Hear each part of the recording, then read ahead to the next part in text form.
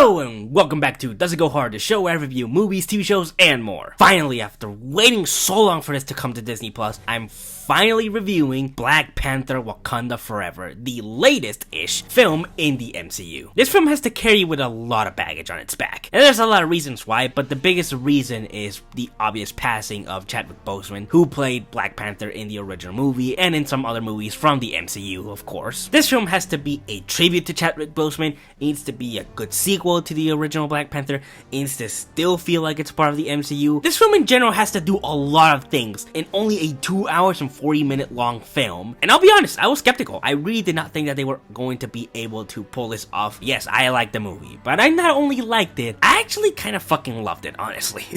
Keep in mind, this does not mean that the film is perfect, but to me, it is honestly one of the better films in the MCU, especially with the context of how Phase 4 has been very hit or miss. It is not only the best movie out of Phase 4, I honestly think it's top 5 best films in the MCU, at least that's my personal opinion, okay? The movie takes place right after the passing of Chadwick's character, T'Challa, and the movie now focuses on his little sister, Shuri, where she needs to overcome the grief of the passing of his brother, while also dealing with this new tribe that also seems to have vibranium somehow, led by Namor or Namor, depending on how you want to pronounce it. There's a lot of good stuff in this film, and I honestly don't know where to start, but I think the obvious place to start this with is with the cast. Jesus fucking Christ.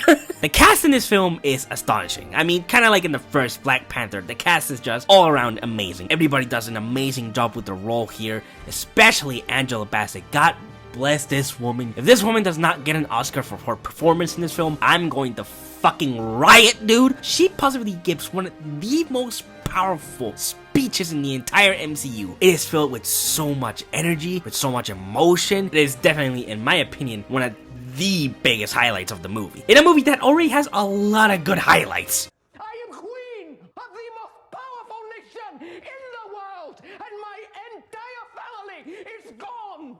Have I not given everything?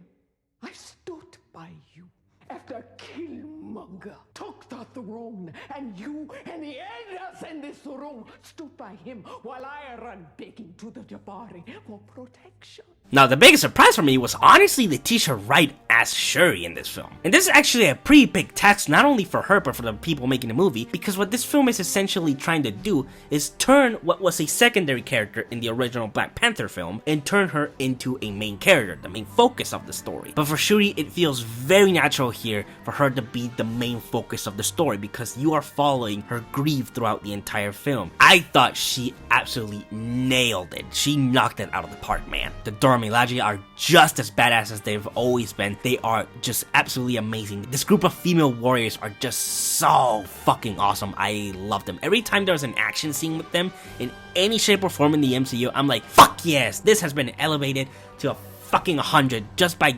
them being here. There's especially a really cool scene at the beginning of the film, but this group of soldiers trying to get vibranium from this Wakandan facility of some sort, and they open this door, and from the fucking darkness, these badass warriors just come out and start ripping everybody a new asshole. It is fucking incredible. Of course, my man Winston Duke as M'Baku, this motherfucker just keeps getting more badass and more badass and more badass every time he appears in anything in the MCU. I just love him. He is definitely one of the best secondary characters from the first Black Panther. He even becomes a more developed character in Wakanda Forever, and I actually love it. And what they set up for him by the end of the film for the future of the MCU, I think is absolutely exciting. I can't wait to see more of M'Baku. Lupita Nyong'o, of course, she is incredible as well. I honestly didn't know how they were going to integrate her into the movie, but they actually found a really interesting way for her to make sense that she is here. The emotional stuff that they also give her is incredible. The funeral scene broke my fucking heart. I was like, no, damn it, I'm not ready to say goodbye to this man. I can't. It fucking absolutely destroyed me. There's honestly 2 moments like this in the movie. The funeral scene and the end of the movie. So I was like, I'm not gonna cry. I'm not gonna cry. And fuck it, I cried at the funeral scene. But then by the end, I was like, okay, it's not gonna make me cry again. It's not gonna make me cry again. And then that last part of the movie comes in, and I was like, damn you! Why must you do this to me? Ogubani. My name is Prince T'Challa.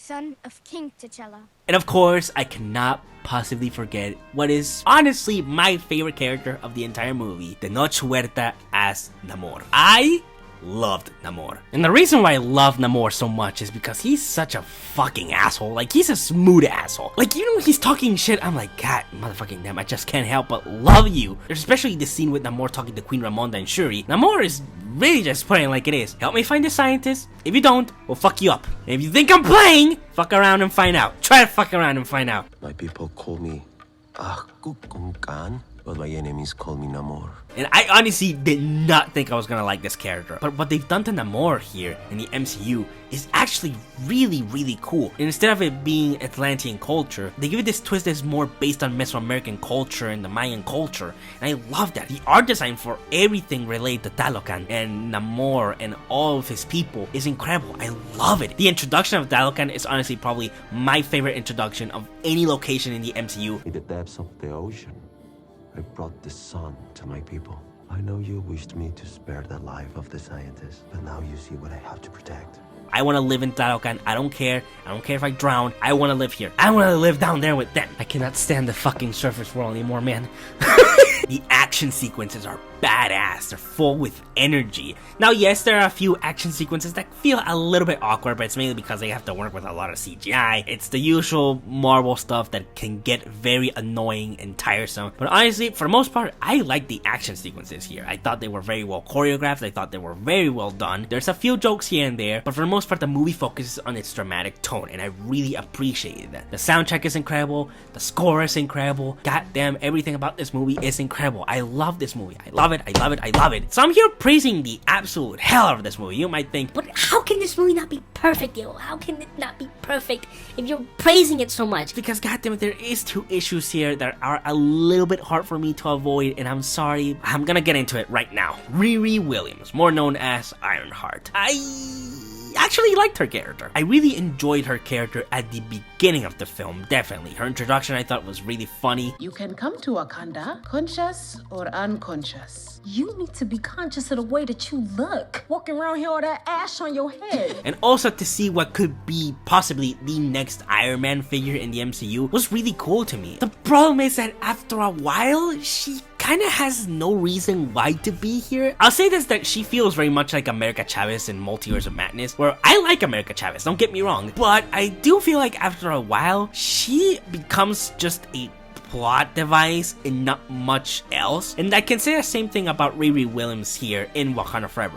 She's really cool, I like her, I love her attitude, but god fucking damn it, she also just becomes a plot device for a while, and then the movie completely forgets about her and then brings her back for the final fight. And it's like, Hey yo, what the fuck? huh? Like, I feel like I didn't get to know this character that much, and I get there's a lot of stuff going on in this movie, but then it makes me question, then why introduce her here? Why not just wait for her own Disney Plus show, or maybe give her her own movie? And the other little nitpick that I have, and again, this is a nitpick, but still I'm gonna count it, and that is that the green screen sometimes can get a little bit too noticeable. The CGI for the most part is really good, but again, there are still a few fucking cracks that show once in a while where you can clearly see that you are watching two actors in front of a big ass screen wall.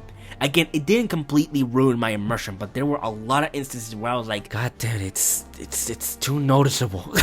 But again, for the most part, the movie I thought was pretty fucking great. Now, what would my rating be? You might actually think that I would give it a curve rating and just give it a goes hard, but in reality, I'm gonna give it a high goes raw. And again, the only reason why I'm doing this is because of those few little issues that I had with the movie. But again, the movie is so fucking good that for me, a high goes raw is still a pretty damn good rating for me, if I'm being honest. But thank you so much for watching. What did you think of Black Panther Wakanda Forever? Did you like it? Did you hate it? Or are you just kind of in the middle? Let me down in the comments. I really want to know what you guys think about it. And like always, good day, good night, and stay safe.